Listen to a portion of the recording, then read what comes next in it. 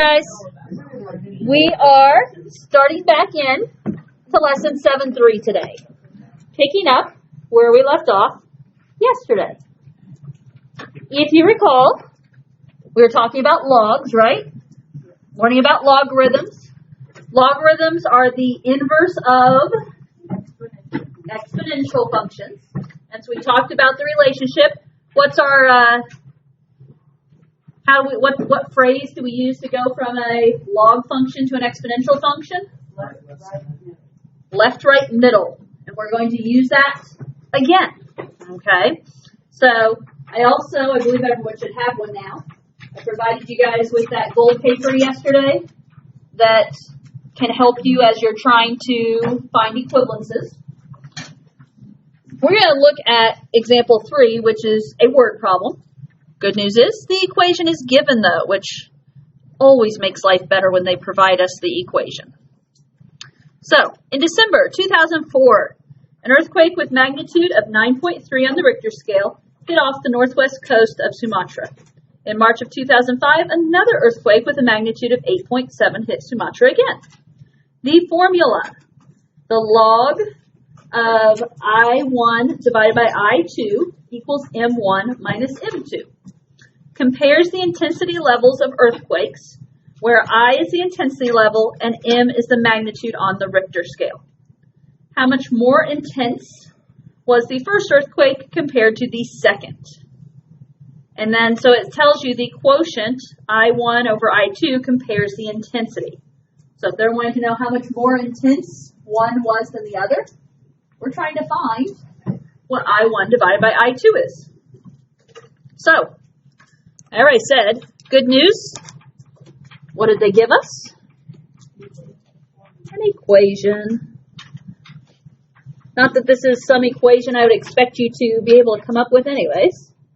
So, the log of I1 divided by I2 is equal to M1 minus M2. What do we know? Yeah, they gave us two different magnitudes, didn't they? The first magnitude was 9.3, so I'm going to call that M1. The second magnitude was 8.7, so I'm going to call that M2. So, rewrite the equation. The log of I1 divided by I2 is equal to M1, which is 9.3, minus M2, which is 8.7. What do you know? 9.3 minus 8.7 is 0.6. So the log of I1 over I2 is equal to 0.6. Our job is to find how much more intense the first earthquake compared to the second. And it told us the quotient of I1 over I2 compares intensity. How do we proceed? How do we finish this problem off?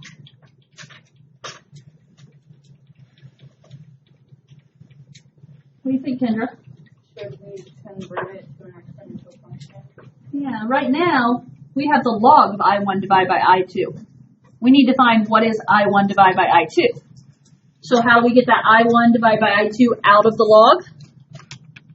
We need to convert it. What's our phrase to convert? Left, right, middle. What do I need to know to use left, right, middle? There's a 10. Yeah, we need a base, right? We need a left. Our left is invisible right now. And so if that left number is invisible, we know it is a base 10. So left, right, middle, recall from yesterday. Left to the right equals the middle. So I'm going to be writing 10 to the 0.6 equals the middle, which is I1 divided by I2. Well, your calculators are going to have to do a little work here.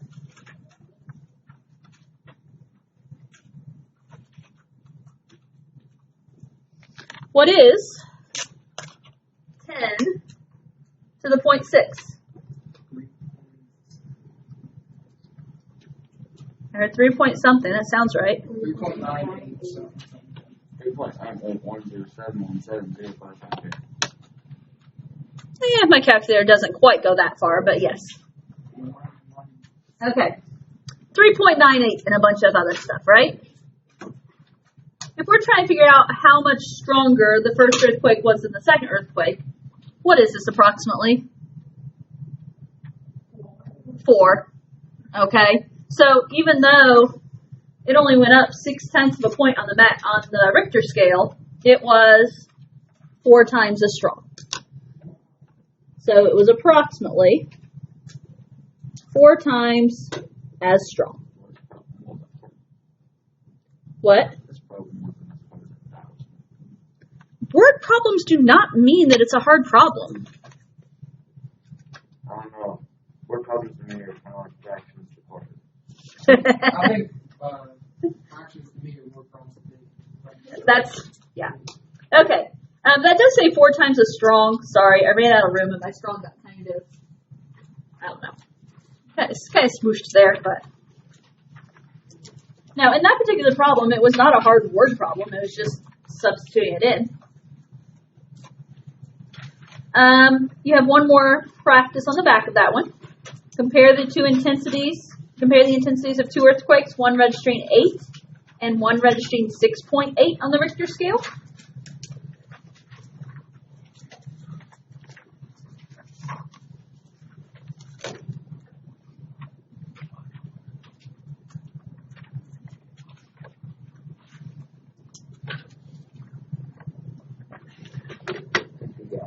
So, you got an equation?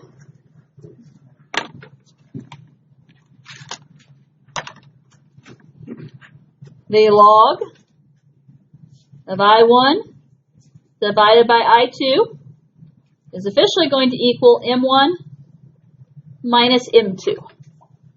What are you filling into that equation? 8.0, 6.8.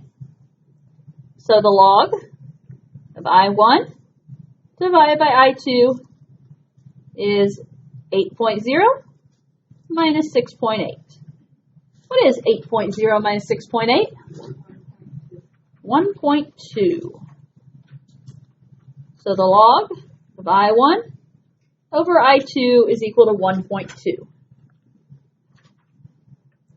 What's my step to take?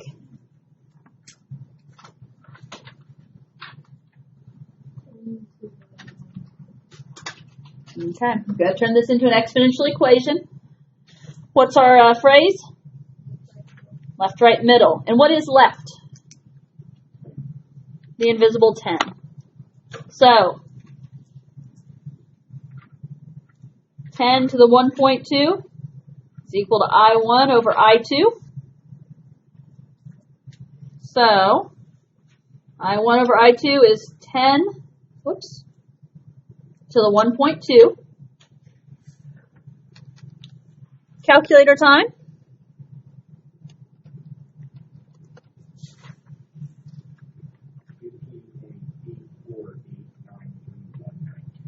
Okay. So if we have that 15.8489 number, what is that approximately? 16 times as strong.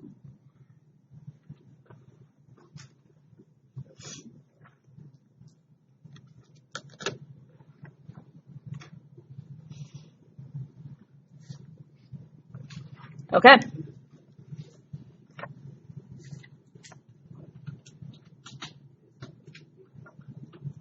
I would say lesson learned is don't just assume a word problem means difficult. Just like yesterday, don't just assume a fraction means difficult. Okay, we got a graph. We need to look, and I feel like this might be, is this the only other graphing we have this chapter? I think it is. So, we spent the first 2 lessons So what? Monday, Tuesday, Wednesday this week, graphing exponential functions. Now we're going to graph logarithmic functions. What is the graph of each of the following? Find the intercept and asymptote. Don't let me forget to find the intercept and asymptote at the end. I tend to forget, but hopefully I have it written here. I'll remember. Okay, guys. Do you know what the graph of a log graph looks like? Probably not fully, right? Did you have a thought? Wouldn't it be the opposite of an exponential graph since they are? Depends what you mean by opposite. There is a relation to the exponential graph, and then it does have the same shape, but going a different direction. If you guys remember, and I know I talked about it, but it's been a while, a function and its inverse reflect over the line y equals x. So they reflect over that diagonal line. And I'll show that in the graph here. But do you know where the points go? No. Can we plug in x values and get log 3 on our calculator and get values that way? No. Okay, our calculators just do log 10 for the most part. Okay, so if we can't get log 3 on our calculator, what's another plan?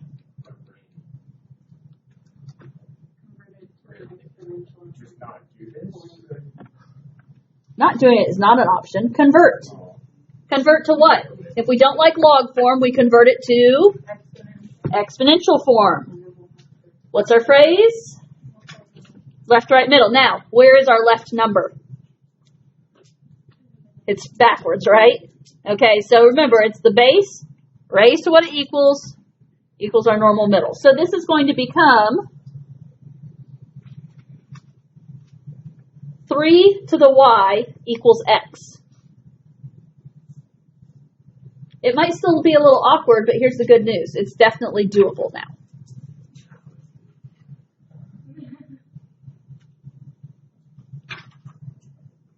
If I say an XY chart, what do we normally do? We just put our numbers in there. Okay.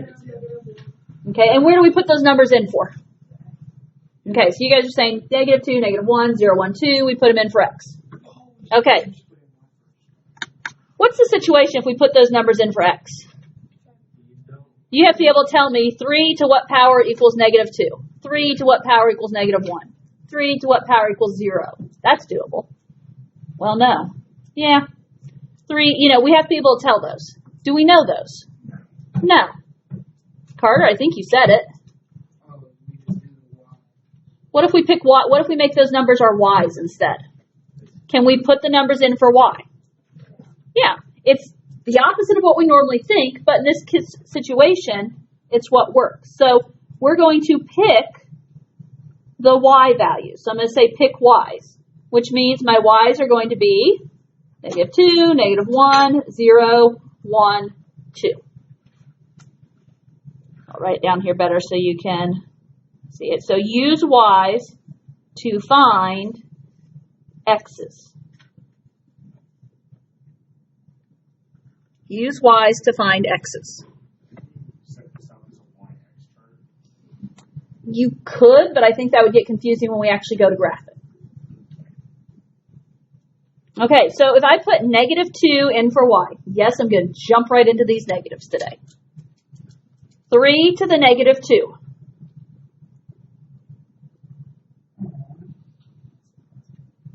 What's a negative exponent tell us to do? Move it to the bottom, so then it becomes 1 over 3 to the second. So 1 over 9. Are we getting the hang of these negative exponents? We've talked about them a lot this semester, I feel like.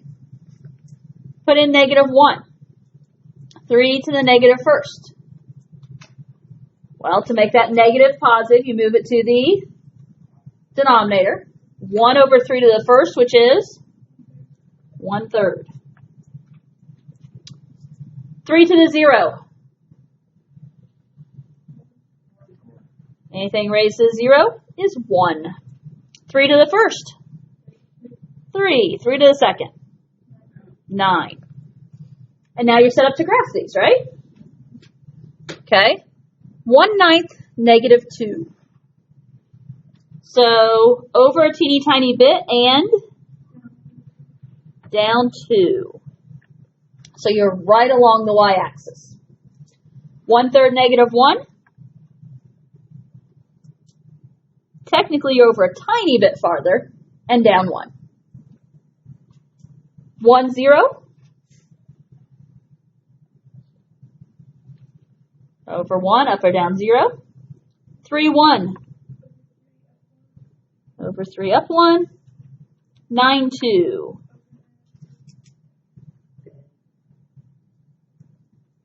Over 9, up 2. Based on what exponential graphs were looking like, can you kind of maybe see what this is looking like? Yeah. If I say, what line are we never going to cross? The y-axis. Okay, so that graph will be running down alongside the y-axis, never crossing, never touching. So what is that y-axis called? Asymptote. Yep. Remember that word we talked about the other day? And it said to find the intercepts and asymptote. So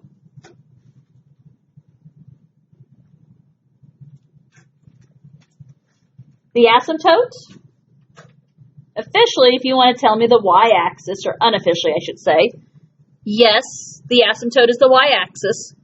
What is the name for the equation of the y-axis? It's a vertical line, crosses through 0 on the x-axis, which makes it x equals 0. So our asymptote officially is x equals 0. If you tell me y-axis, I get it. And then did we have any intercepts? What do I mean intercept?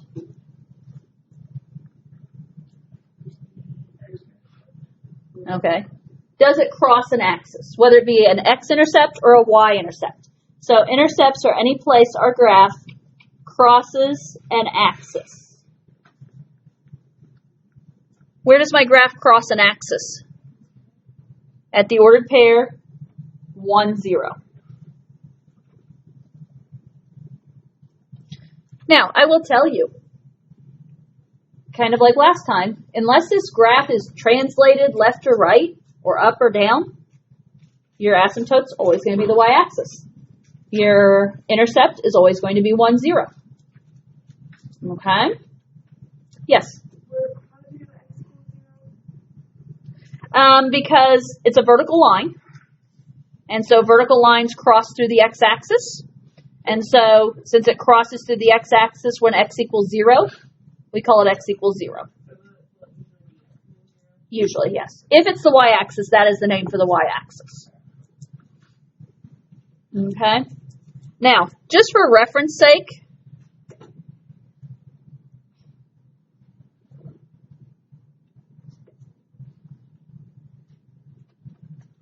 that dotted line I just drew in, that's y equals x. Okay, and can you visualize what our exponential functions were looking like last week?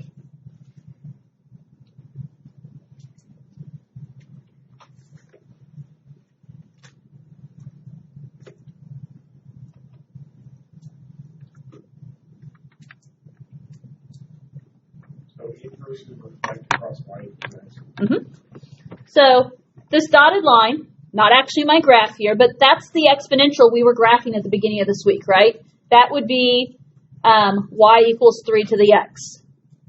That's what we were graphing, y equals 3 to the x. Well, now this is 3 to the y equals x, and notice it is reflected across this diagonal line and looks down there.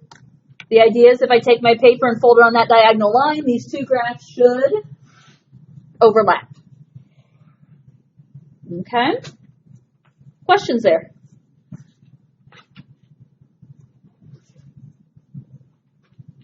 Okay.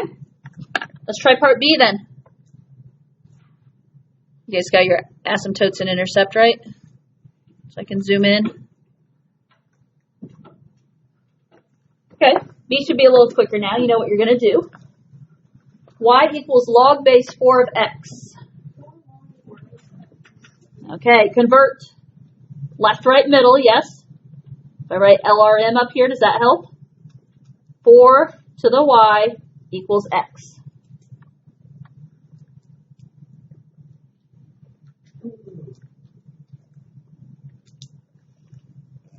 How are we doing our XY chart?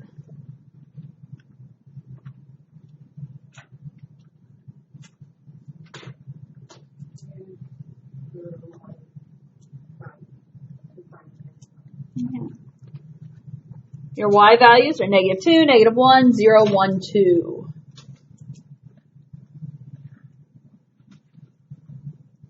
I'm thinking you guys are working on this, which is good because I'm not getting a lot of responses. So, okay, 4 to the -2. Did you do it?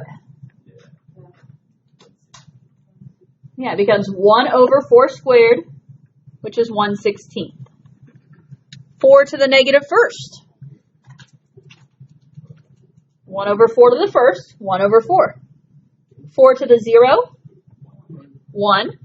4 to the 1st, 4. 4 to the 2nd, 16. And guess what? This graph is going to look very much like the first one, the last one. 1/16 -2. Teeny bit right, down 2. 1/4 -1. Over 1/4 of a box, down 1. 1, 0. 4, 1.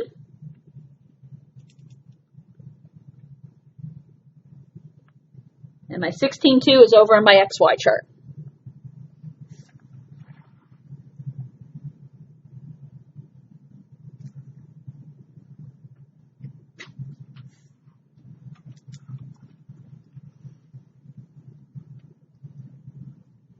Looks something like that.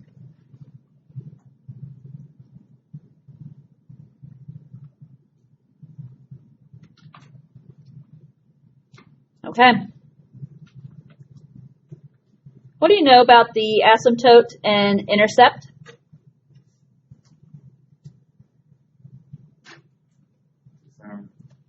Same as last time? Okay. Again, we didn't translate or move this graph, so my asymptote is still the y-axis, which is x equals 0. My intercept is still crosses to the x-axis at 1, 0. And I wasn't going to draw the inverse equation on there. I was just trying to show you the relationship on the last one. So get what you need off of that, and we have one more to work on.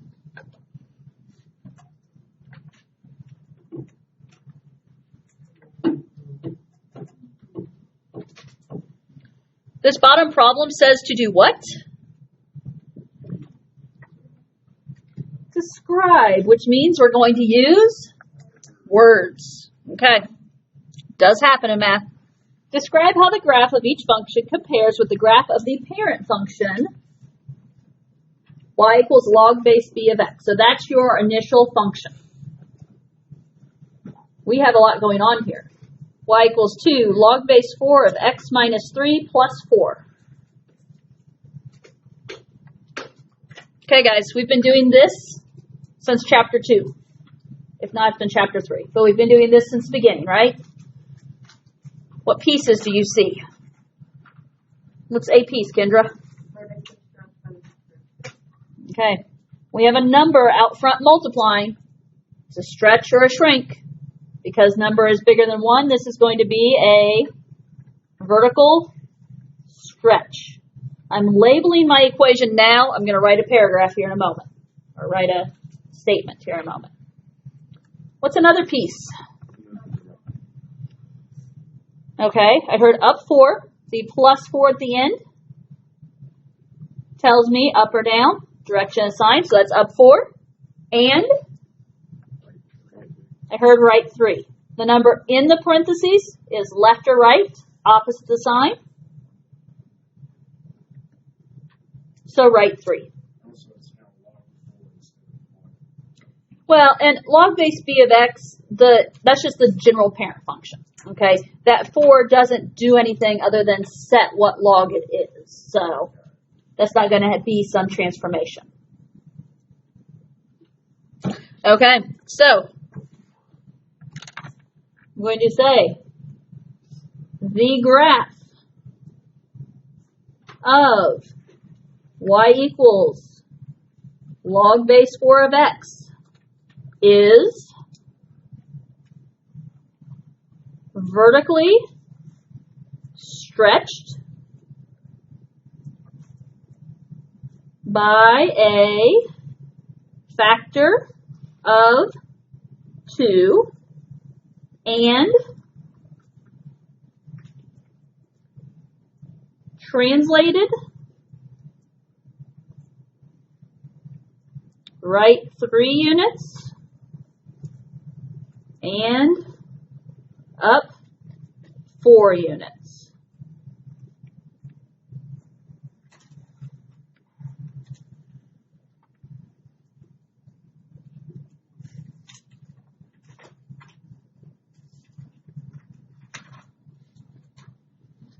See how this has uses of programming.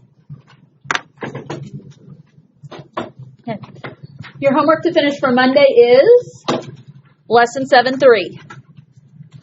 You have, I was thinking I was only going to get you 10 minutes, but actually I got you about 15 minutes. So that's not bad. On a Friday.